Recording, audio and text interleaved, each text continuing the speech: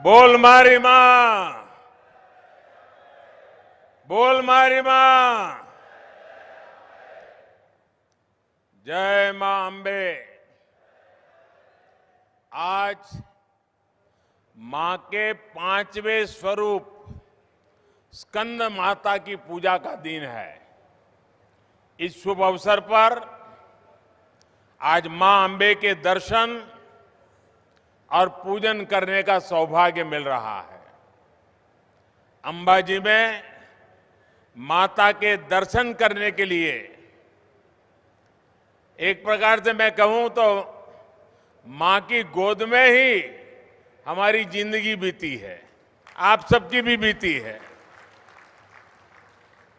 और हम हमेशा अनुभव करते हैं, जब भी यहां आते हैं एक नई ऊर्जा, नई प्रेरणा लेकर के जाते हैं, नया विश्वास लेकर के जाते हैं। इस बार मैं ऐसे समय में आया हूं जब विकसित भारत का विराट संकल्प देश ने लिया है। 130 करोड़ देशवासियों ने लिया है कि 25 साल के अंदर अंदर हम हिंदुस्तान को विकसित राष्ट्र बना के रहेंगे।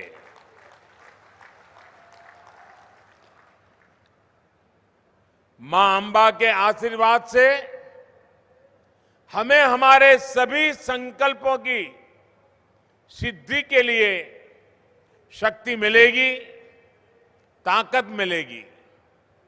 इस पावन अवसर पर मुझे बनासकांठा के साथ साथ गुजरात के अनेक जिलों को हजारों करोड़ रुपए की योजनाओं का उपहार देने का अवसर भी मिला है।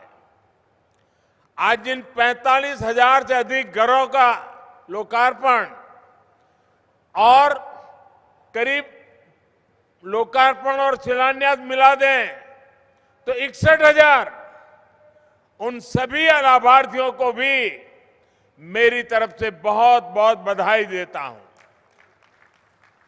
उन बहनों को विशेष शुभकामनाएं जिन्हें आज अपना घर मिला है।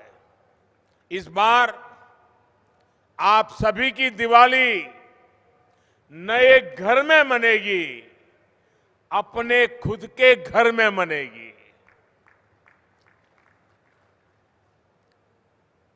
આપણને આનંદ થાય કે ના થાય ભાઈઓ? પોતાના ઘરમાં દિવાળી ઉજવવાની વાત આવે અને જેણે જિંદગી ઝૂંપડામાં કાઢી હોય એને પોતાના પાકા ઘરમાં દિવાળી મનાવવાનું મન થાય। એની જિંદગીની આ મોટામાં મોટી દિવાળી હોય કે ના હોય? भाइयों और बहनों, जब हमारी नारी सम्मान की बात करते हैं तो हमारे लिए ये बहुत सहज सी बात लगती है। लेकिन जब इस गंभीरता से इस पर विचार करते हैं तो पाते हैं कि हमारे संस्कारों में नारी सम्मान कितना रचा बसा है। दुनिया भर में जो शक्तिशाली लोग होते हैं, जहां शक्ति की चर्चा होती है तो उनके साथ उनके पिता का नाम जुड़ता है। भाई आ फलाना भाई नो छोकरो आ बहादुर छे, એવું કહે કે ના કહે? भारतनी परंपरा जुदी है। भारत में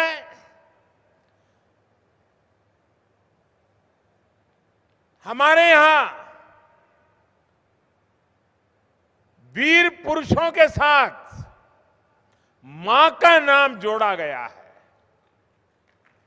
मैं उदाहरण देता हूं, आप भी सोचिए।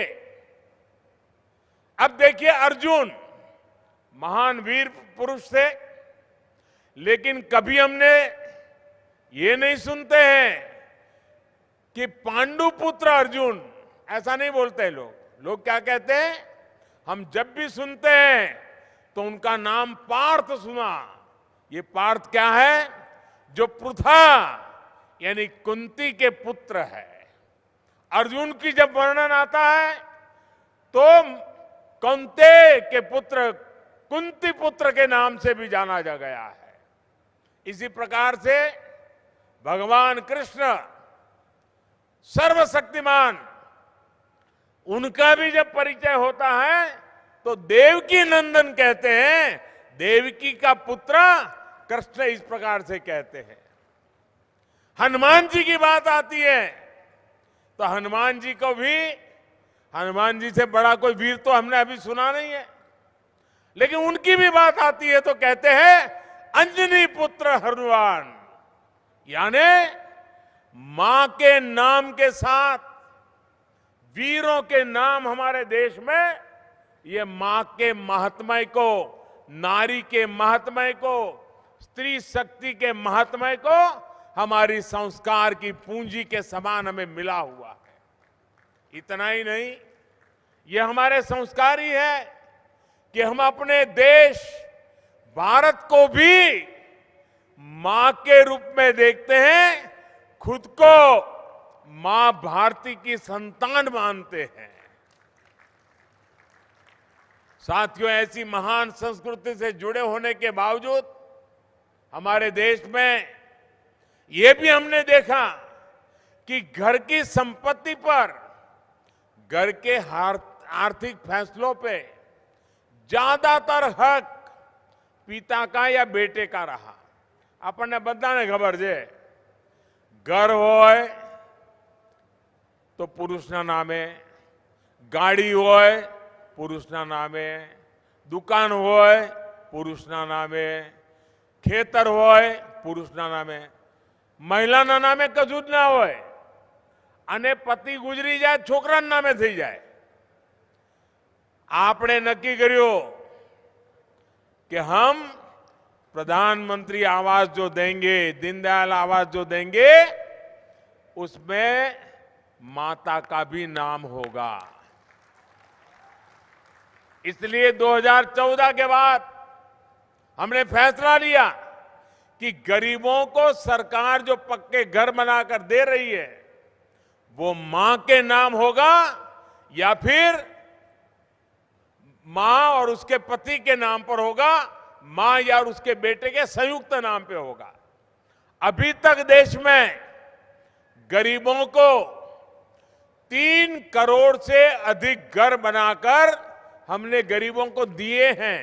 ये जो खुशी आप जिन लोगों के चेहरे पर देख रहे थे ना, इस देश के 3 करोड़ लोगों को घर मिला है और ऐसी ही खुशी उनके चेहरे पर आज नजर आ रही है। और जिनमें से अधिकतर घरों की मालकिन माताएं बहनें हैं। अपना घर होने की वजह से ये अब जो घर मिला है ना, आ घरनी आजनी कीमत कहिए तो आ बधी बहनों लखपति થઈ ગઈ છે।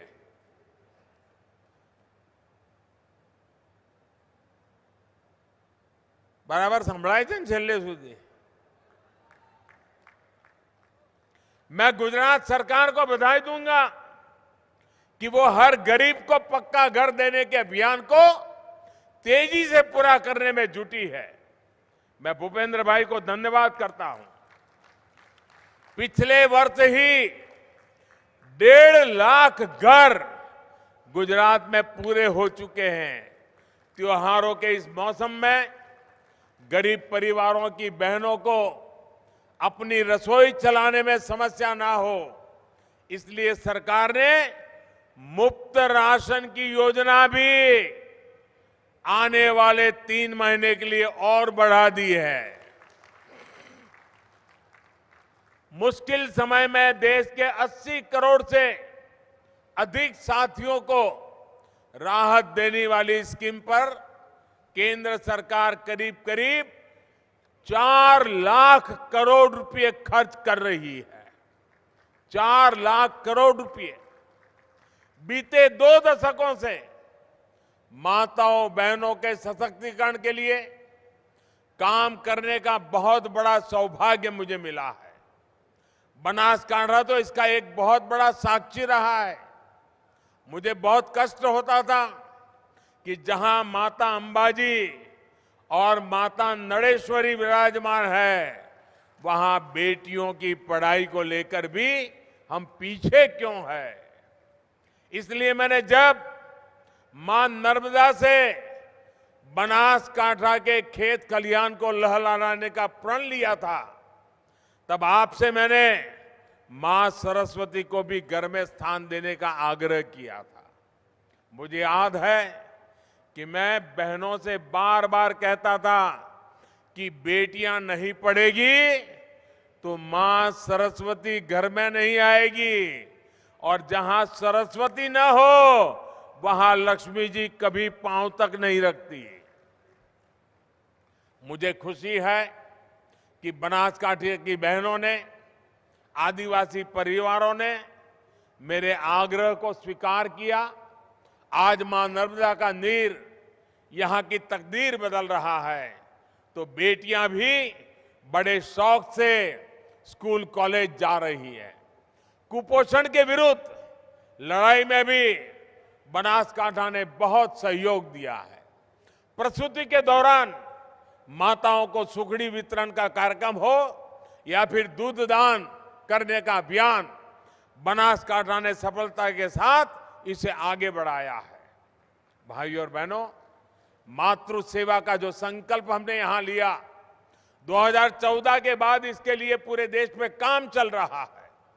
माताओं, बहनों, बेटियों के जीवन की हर पीड़ा, हर असुविधा, हर अड़चन को दूर करने के लिए उन्हें भारत की विकास यात्रा का सारथी बनाया जा रहा है। बेटी बचाओ, बेटी पढ़ाओ से लेकर देश की सेना में बेटियों की संपूर्ण भागीदारी तक बेटियों के लिए अवसरों के दरवाजे खोले जा रहे हैं। टॉयलेट्स हो, गैस कनेक्शन हो, हर घर जल हो, जनधन खाते हो, मुद्रा योजना के तहत मिल रही बिना गारंटी के ऋण हो, केंद्र सरकार की हर बड़ी योजना के केंद्र में देश की मातृशक्ति है, नारी शक्ति है। साथियों, जब मां सुखी होती है तो परिवार सुखी होता है। जब परिवार सुखी होता है तो समाज सुखी होता है, और समाज सुखी होता है तो देश सुखी होता है। मेरे भाइयों, यही सही विकास है। इसी विकास के लिए हम निरंतर काम कर रहे हैं। आप मुझे बताइए, ये मंदिर के सामने जो इतना जाम लगता था, इससे मुक्ति मिलनी चाहिए थी कि नहीं मिलनी चाहिए थी? वहां शांति का वातावरण चाहिए था कि नहीं चाहिए था? मार्बल लेकर जो ये बड़े बड़े ट्रक मंदिर के सामने से गुजरते हैं, इनके लिए अलग रास्ता होना चाहिए था कि नहीं होना चाहिए था? आज नई रेल लाइन और बाईपास के रूप में हम सभी की एक कामना पूरी कर रहे हैं। भाइयों और बहनों, आज मैं आपको एक हैरानी की बात बताऊंगा। आप सबको ये जानकर के बड़ा आश्चर्य होगा कि आज जिस तारंगा हिल, अंबाजी, आबू रोड, महसाना, ये जो रेल लाइन का शिलान्यास हुआ है ना, देश जब गुलाम था, अंग्रेज जब राज करते थे, अंग्रेजों के जमाने में ये रेल लाइन बनाने का फैसला अंग्रेजों ने 1930 में किया था। यानी करीब करीब 100 साल पहले फाइलें पड़ी हैं। इसकी परिकल्पना अंग्रेजों के जमाने में हुई थी। यानी इस क्षेत्र में रेल लाइन की कितनी अहमियत थी, रेल लाइन की जरूरत कितनी थी, ये 100 साल पहचाना गया। लेकिन साथियों, शायद ये काम भी परमात्मा ने, मां अंबा ने मुझे ही करने के लिए कहा होगा। दुर्भाग्य से आजादी के बाद ये काम नहीं हुआ। आजादी के इतने दशकों तक ये फाइलें सड़ती रही। जब मैं गुजरात का मुख्यमंत्री था तो इसके पीछे लगा हुआ था, इसका प्रस्ताव रखा था, लेकिन तब हमारी कोई सुनवाई नहीं हुई, सरकार कुछ और थी। ये हमारा सौभाग्य है कि आज जब देश आजादी के 75 साल पूरे कर रहा है, तब हमारी डबल इंजन की सरकार को इसे माता के चरणों में समर्पित करने का अवसर दे दिया है। इस रेल लाइन से और बाईपास से जाम और दूसरी समस्याओं से तो मुक्ति मिलेगी ही, साथ ही मार्बल उद्योग को भी बल मिलेगा। वेस्टर्न डेडिकेटेड फ्रेट कॉरिडोर का एक बहुत बड़ा हिस्सा इसी क्षेत्र में है, जो आज चालू हो गया है। डेडिकेटेड फ्रेट कॉरिडोर से यहां का मार्बल, और हमारे किसान तो यहां आलू की खेती करने में मशहूर हो गए, अब सब्जियों की खेती कर रहे हैं, टमाटर की खेती कर रहे हैं, और दूध में भी पीछे नहीं है। ये सारी चीजें बहुत आसानी से उनके लिए रास्ता मिल जाएगा, आसानी से पहुंचाना सरल हो जाएगा। किसानों को विशेष लाभ इसलिए भी होगा क्योंकि आने वाले समय में विशेष किसान रेल भी यहां से चल सकती है। भाई और बहनों, सबसे बड़ा लाभ यहां के पर्यटन उद्योगों को होने वाला है। यहां तो अंबाजी मां स्वयं विराजमान है, और जब मैं मुख्यमंत्री था तो हमने यह 51 शक्तिपीठों का भी निर्माण किया है। मां अंबा स्वयं 51 शक्तिपीठों में से एक है, और हमने सभी दुनिया भर में जहां जहां मां अंबा का स्थान है उसी रिप्लिका यहां बनाई है। यानी एक प्रकार से ये 51 तीर्थ क्षेत्रों की यात्रा अंबाजी में आने से हो जाती है। लेकिन मैंने देखा है अभी भी लोग इतनी तेजी से आते हैं कि मां अंबा के दर्शन किए फिर भाग जाते हैं। मैं ऐसी स्थिति पैदा करना चाहता हूं कि जो अंबाजी आएगा उसको 2-3 दिन यहां रहना पड़े, इतनी सारी चीजें मुझे खड़ी कर देनी है ताकि यहां पूरा रोजी रोटी बढ़ जाए।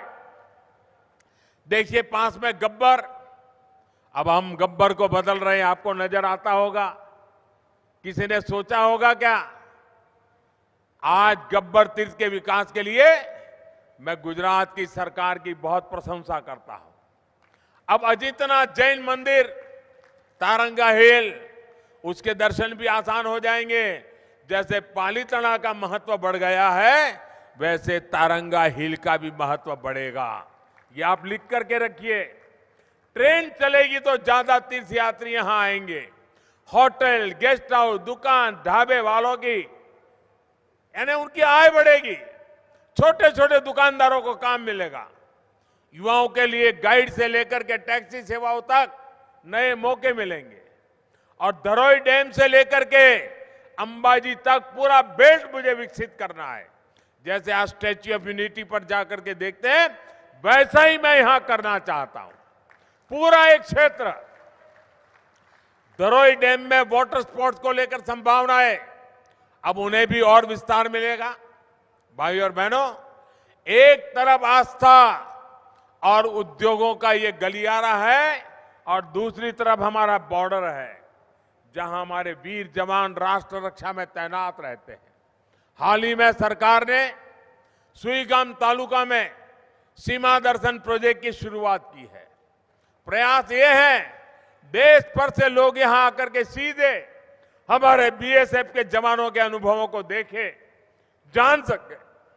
ये प्रोजेक्ट राष्ट्रीय एकता के पंच प्राणों को भी ताकत देने वाला है और यहां पर्यटन से जुड़े नए रोजगारों का भी सृजन करेगा।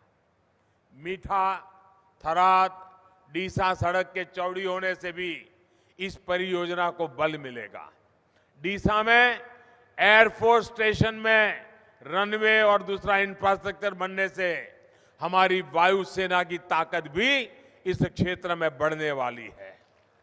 रणनीतिक लिहाज से ये एयरफोर्स स्टेशन देश के लिए बहुत महत्वपूर्ण होगा। जब इतना बड़ा स्टेशन यहां बन रहा है, तब आसपास व्यापार कारोबार भी बढ़ेगा। यहां दूध, फल, सब्जी से लेकर अनेक प्रकार की जरूरतें पैदा होगी, जिससे यहां के किसानों, पशुपालकों सभी को लाभ तय है। भाइयों और बहनों, बीते 2 दशकों के निरंतर प्रयासों से बनासकांठा की तस्वीर बदल चुकी है। नर्मदा के नीर, सुजलाम सुफलाम और ड्रिप इरिगेशन ने स्थिति को बदलने में बड़ी भूमिका निभाई है। इसमें बहनों की भूमिका, इस भूमिका में बहनों का रोल बहुत अग्रणी रहा है। बनासकांठा में कभी अनार की खेती होगी, अंगूर की खेती होगी, आलू और टमाटर इतने बड़े पैमाने पैदा होंगे, कुछ साल पहले तक ये कोई सोच भी नहीं सकता था। आज जो परियोजनाएं शुरू हुई है वो किसानों, युवाओं, महिलाओं सभी का जीवन बदलने का काम करेगी। एक बार फिर मां के चरणों में वंदन करते हुए आप सभी को विकास परियोजनाओं की बहुत बहुत बधाई। आपका भरपूर आशीर्वाद हमें ऐसे ही मिलता रहेगा, इसी कामना के साथ बहुत बहुत धन्यवाद। અને પહેલા તો મારે તમારી માફી માંગવી પડે કે મને આવતા મોડું થયું, મને અંદાજ નહોતો કે હવે મેં કહું અહીંયા સીધા નીકળીશું ને પહોંચી જઈશું, પણ રસ્તામાં એટલી મોટી સંખ્યામાં બધા ગ્રામજનો ઊભા હતા તો સ્વાભાવિક રીતે મારું મન થતું હતું એમને પગે લાગવું, અને એમ કરતા કરતા પહોંચવામાં મોડો પડ્યો, એટલે આપ બધાએ રાહ વધારે જોવી પડી, એ બદલ ક્ષમા માગું છું। પણ આપણા બનાસકાંઠાના ભાઈઓ અને હવે તો બાજુમાં આપણું ખેડબ્રહ્મા પણ, અમારું સાબરકાંઠાનો પટ્ટો પણ આને જ પડે। આપણે બધાએ વિકાસ અને પ્રગતિના નવા શિખરો સર કરવા છે, અને આ 25 વર્ષ આપણી પાસે મોટો મોકો છે ભાઈઓ। આજે દુનિયામાં લોકોનું ભારત માટેનું આકર્ષણ વધ્યું છે। હવે આ મોકો જતો કરાય, આ તક જતી કરાય, મહેનત કરવી પડે કે ના કરવી પડે, વિકાસના કામોમાં જોર આપવું પડે કે ના આપવું પડે, બધાએ સાથે મળીને આગળ વધવું જોઈએ કે ના વધવું જોઈએ, આ કરીએ તો જ પ્રગતિ થાય ભાઈઓ। અને એ પ્રગતિ કરવા માટે આપે હંમેશા સાથ અને સહકાર આપ્યો છે, એ જ મારી તાકાત છે, એ જ મારી મૂડી છે, એ જ તમારા બધાના આશીર્વાદ અમને નવું નવું કામ કરવાની પ્રેરણા આપે છે। એટલે આ માતાના ધામમાંથી આપ સૌનો, સૌ ગુજરાતવાસીઓનો હૃદયથી આભાર વ્યક્ત કરું છું। ખૂબ ખૂબ ધન્યવાદ।